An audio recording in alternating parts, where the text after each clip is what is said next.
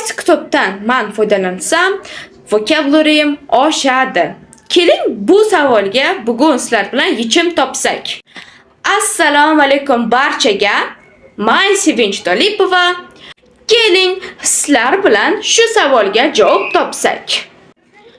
Xo'p, bu kitoblar birinchisi bu idiomalar, ya'ni English idioms in use. Bu kitob sizlarga birinchidan speaking uchun juda foydali hisoblanadi.